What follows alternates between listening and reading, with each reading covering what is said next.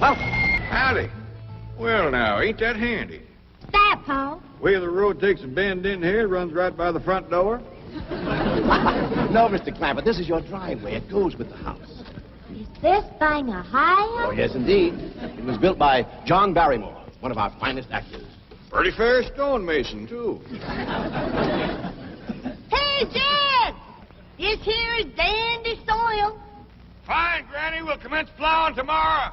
But this is Beverly Hills. Dirt is dirt. Yes, I know, but why don't we look around inside, eh?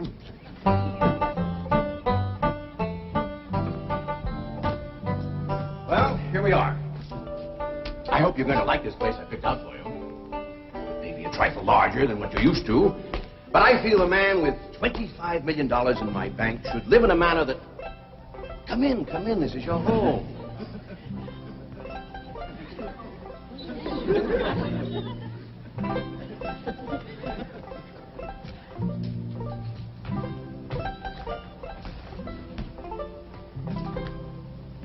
As I say, it may be a bit more than you're used to, but I'm sure you'll be comfortable. Now, my secretary will be over right away to help you with the hiring of servants or whatever problems you may have. She's a very efficient girl, Miss Hathaway. Jed? Jed? Jed? You and Jethro fetching my stove so I can get some victuals to cook in? You have a beautiful stove. Thank you. Fetch it in, Jed. You scare up some wood, Ellie. No, I mean you have a stove already installed in the kitchen. Where's that? I'll show you. Excuse us. Ellie, you go with Granny. She'll still need you to fetch some wood. Sure, Paul. Uncle Jed, guess what? There's a whole nother house up here. Guess we'll come down from there. Like as not that belongs to somebody else. Darn. This is your kitchen. Oh, and here's the stove. The last word in food preparation. And speaking of food, you'll find everything you could possibly want stored right in here. See? Huh? Well, I'll leave you ladies to your culinary delights. Au revoir. Bon appetit. Talks gibberish. You said a great deal of store in this here stove, Granny. Well, we'll see. Ellie, you run out and fetch some wood. I'll get a fire to going in here and we'll see. Jethro, I hope it's all right for you to be missing school. Oh, sure, Uncle Jed. They ain't straight in the 5th grade. You in the 5th grade already? Starting this year. It don't seem like no time at all since I went with your ma to get you started in the 1st grade. You was 6 years old. No bigger than that. We drove clean over to Oxford so you could go to the same school your pa went to.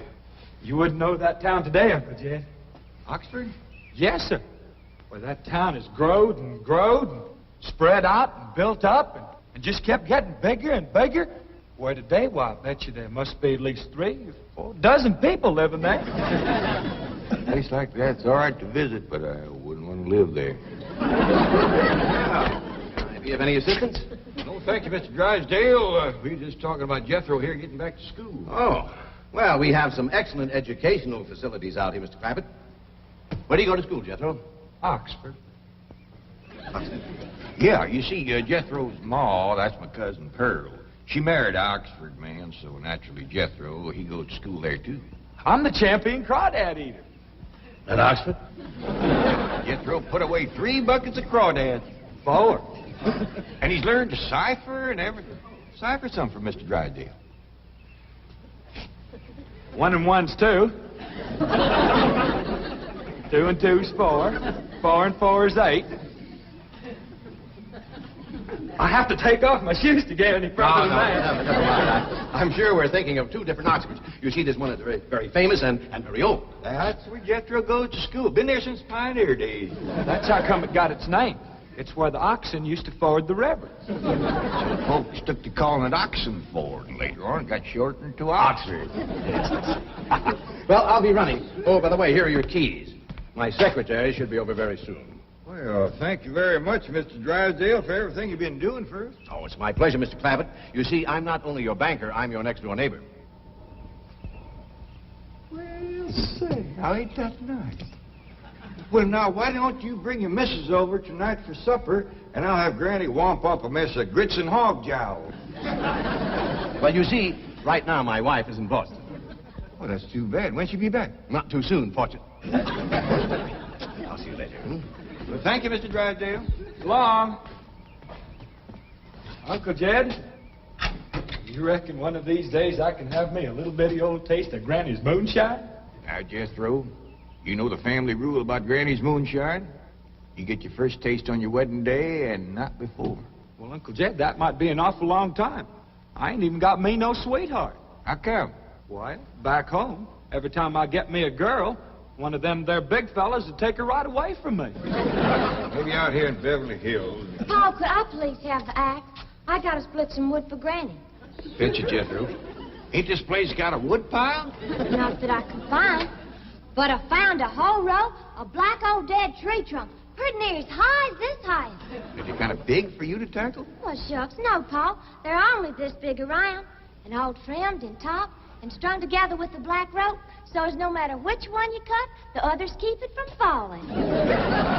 Somebody had a right smart idea there. Just the same, I think I'd rather have Jethro do the cutting. Oh, Paul, let me. Ah, cutting trees and chopping logs ain't no work for a girl. I'm just as strong as Jethro. You ain't neither. I am so. You ain't neither. I am so, too. You want to wrestle? Darn too. Now, here. That ain't no fair fight. Somebody's gonna get hurt. Now, yeah, you see? You're getting too rough. Jethro. A person can get crippled from a hold like that. Get up from there. I can't, Uncle Jed. You turn him loose and get up from there before I take the strap to the boot. Now, here, you get out there and chop down one of them tree trunks and saw Granny some nice logs. Yes, sir, Uncle Jed. Could have whooped you if you hadn't tripped me. Hey, come back here and sit down. I want to talk to you. Hooked and fair and square, and I'll do it again. You won't. That's what I want to talk to you about. Ellie Mae, you're getting too big to wrestle with boys. I ain't as big as Jethro. Big that way, I mean, growed up. You're a young lady now. You gotta start minding your manners and fixing your stuff up real nice and wearing dresses. Paul, folks would call me a sis. It ain't sissy for girls to act like girls. You see, Ellie, I raised you like a boy, and I was wrong to do it. I reckon every man liked to have a son, and you was my only young'un. And when your ma passed away, I just decided to turn you into a boy. By the time Granny come to help out, you was too wild to tame. By thunder, you could outrun, out-climb, out-fight, and out-shoot every boy in them hills. Still can, Paul. Yeah, but it ain't fitting. It ain't right for folks to go against nature. Now look at old Duke. Reckon we could turn him into a cat? Of course not. That's right. Because nature made him into a dog. It's the same way nature made you into a girl. Here lately, she's getting more and more positive about it. You mean my ears is grown? No, nothing like that. You're pretty. Oh, Paul. I know you don't like it when I say that, but you like it when the young fellas around here come in saying it, and they will. Only they'll probably be using words, fancy words I won't even understand. But Ellie Mae, ain't nobody can ever tell you how pretty you really are, except me. You're the living picture of your mom.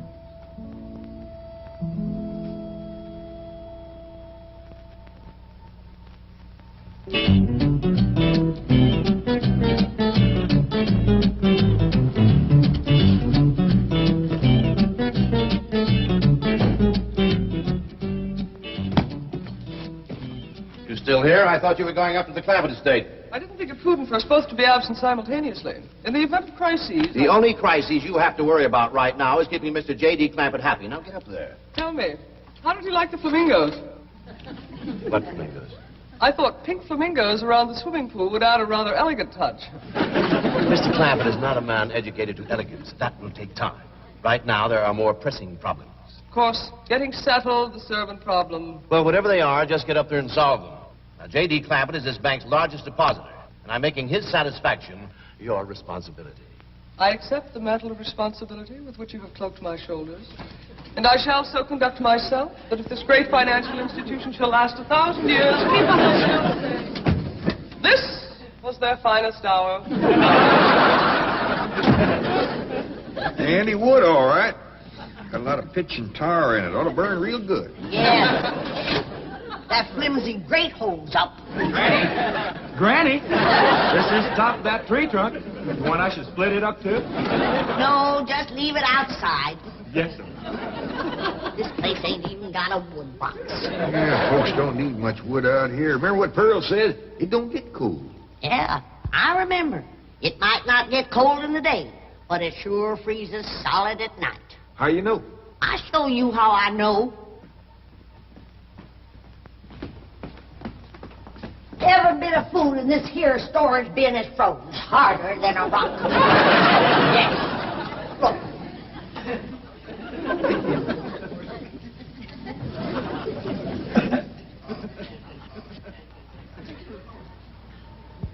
Mighty thin-skinned hog.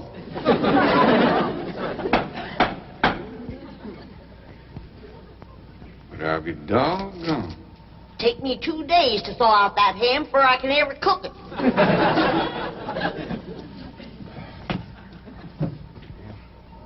People ought to know better than store food up against the north wall. Tomorrow we'll dig us a root cellar and we put all this stuff in it. Jethro, go on out there and catch us a chicken. Okay, Uncle Jay. How you know we got chicken? Place this size is bound to have chickens. Ain't all frozen.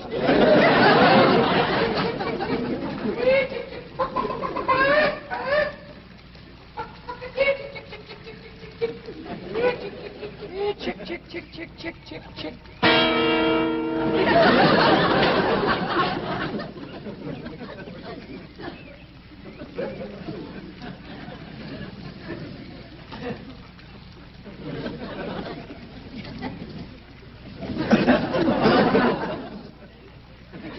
Are you a chicken?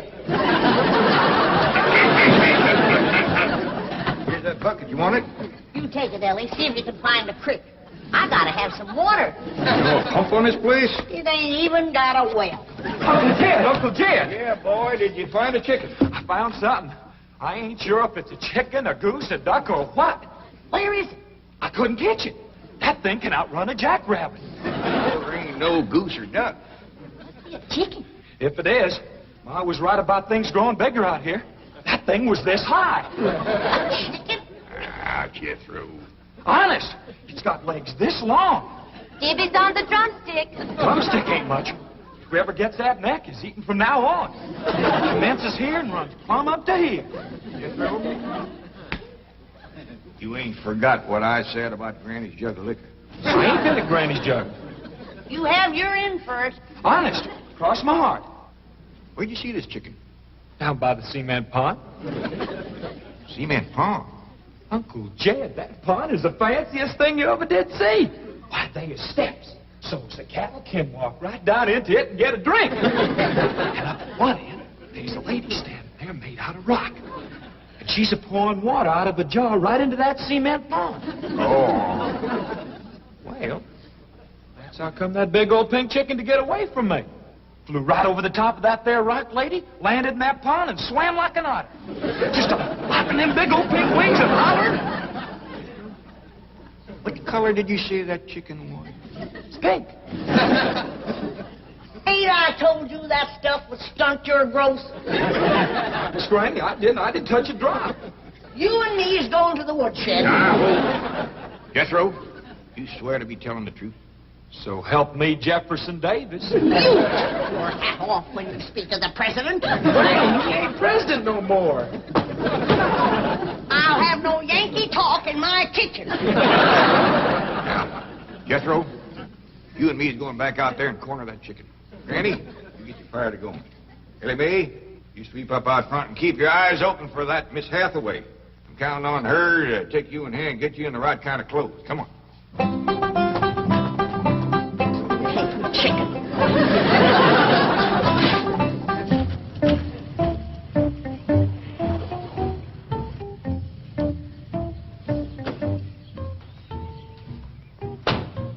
You there, young man? I ain't a young man, but I sure do thank you for thinking so. Good heavens, you're a girl. Yeah.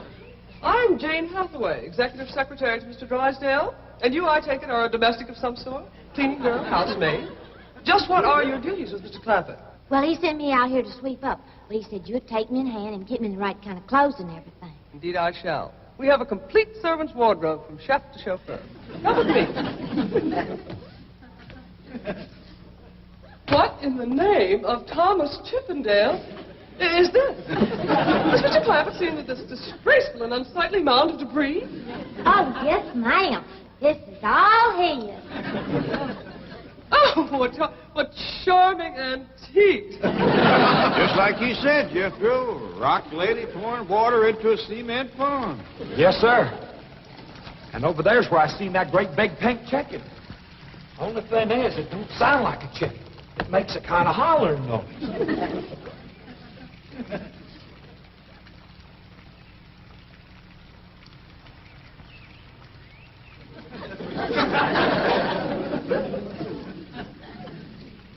Reckon you'd make a hollering noise, too, if you was to lay an egg like that. Man, oh, man. That's what I call an egg. And you won't have to worry about food now. Wait till she cooks this.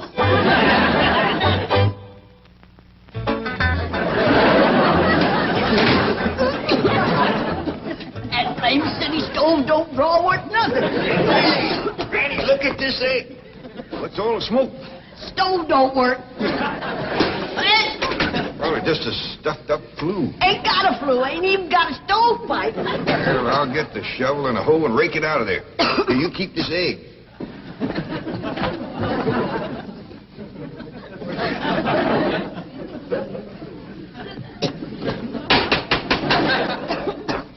Just like everything else out here.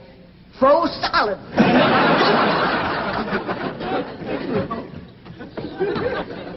Really, my dear, you look quite charming. Well, I feel like a dead blamed fool. Oh. Just a moment. You stop now. I'll be right back. Oh, that was my Pa. I take it he's a gardener. Oh, yes, ma'am. Pa just can't wait to commence gardening. Perfect. However, as though I admire his enthusiasm, I must forbid him access through the main entrance. Now, tell me about the rest of the staff. Is there a chauffeur? A what?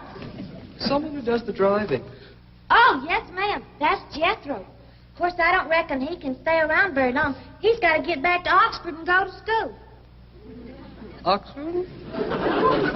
He attends Oxford University? Well, he just calls it school. Pa went to school there, too. Oh, yes. Old school time. Great pride, those Oxford men. Sorry I couldn't stop before. Granny was having trouble in the kitchen. Pa, do I have to wear this here stuff that Miss Hathaway... No, there can be no appeal from Mr. Clampett's orders. Thank you, ma'am. Glad to see you taking a firm hand. Ellie Mae, that's right pretty. Makes you look taller. She's got me walking on pegs. We'll run in and show Granny. And get rid of those old clothes, dear. Granny, I presume, is the cook. Yes, ma'am, but she ain't too happy about it right now. I shall deal with her directly. Now, let's see. Maid, gardener, cook, chauffeur. Oh, I understand Jethro is an Oxford man. You bet he is. I'm quite anxious to meet him. Don't blame you. Fine-looking young feller. Single, too. And he's on the lookout for a girl. Oh. I am only interested in the intellectual rapport which I would naturally have with an Oxford man. I presume you went to Eton as a boy. If I know Jethro, he went to Eton the minute he was born. Yes, of course. I suppose his father matriculated him. I kind of think maybe it was his ma. Oh, well, no matter. At any rate, he's an eating man. That he is. Matter of fact, Jethro won the eating championship. Oh, marvelous. What was he champion of? Eating. Yes, I know. But what was it? Cricket? Oh, no, it was crawdad. I don't think even Jethro would eat crickets. I was referring to the game of cricket. Kid, where's the axe? I bet you, Granny, you talk to Miss Hathaway. And just why does Cook need an axe? I've hit this with everything I could lay a hand to. I even whomped it with an iron skillet. You are supposed to hit it with a croquet mallet. All right, where is it? I don't think I'll tell you. There is a time for work and a time for play. Now then, what are we cooking for Mr. Clampett? Well, I don't know what you're cooking him, but if he wants any victuals from me, somebody better shoot a possum. Possum? You got a better idea? But of course, a nice big fluffy souffle. All right. You shoot it and you skin it. You don't even know what a souffle is. What kind of a cook are you? I'm a cook with a stove that don't draw, food that throws solid, chickens that can't be caught, eggs that can't be broke, and a smart alecky city woman telling me my business. That's what kind of a cook I am. Mind your tongue, little woman. I can have your job. You sure can, and the sooner the better. Jethro's coming, and just wait till you see what he's got. Thank heaven. Now I can have an intelligent conversation. Look, Granny, I caught that big chicken. I hope it ain't as tough as its eggs. That is a flamingo. Oh, no, ma'am. That's my nephew, Jethro. Jethro, say hello to Miss Hathaway. Howdy, ma'am. This the big dangest chicken you ever did see. You go to school at Oxford? Yes, ma'am. I'm in the 5th grade. Stop bragging and wring that chicken's neck. Ellie Mae! No, stop, you barbarian. Don't harm one feather of that beautiful bird. I've taken just about as much as I'm going to take from you. Yeah, Granny. Ellie, you get the fire going under the big kettle outdoors. Young lady, where is your maid's uniform? I ain't going to wear. Oh, yes, you are. No, I ain't. Oh, yes, you are, if I must subdue you forcefully. I wouldn't try Hey, that. don't! Don't! Tried to tell you. I'll settle on her, Ellie. You get the fire to go. Now, here, Granny. Come on, let her up. Get off of her. You are discharged! All of you! That! Fired! I am the most incompetent, insubordinate, belligerent group of domestics it has ever been my misfortune. Hathaway! Ah, Chief! You're just in time to help me take disciplinary action. You're fired. I've already told them. Not them, you. These people are the Clampetts. Clampett? Yes, that's right. Now go back to the office and pick up your severance pay. You're through. Now, Mr. Drysdale, hold on a spell. I reckon there's been a kind of a misunderstanding. But this little lady's been a right big help to us. Why, she fit in just like one of the family. Matter of fact, her and me is going out hunting. Ain't that right, Miss Hathaway? Yes, indeed. Yeah. Jethro, you can take that pink chicken back out to the cement pond. We're going out and shoot us a nice big fluffy souffle.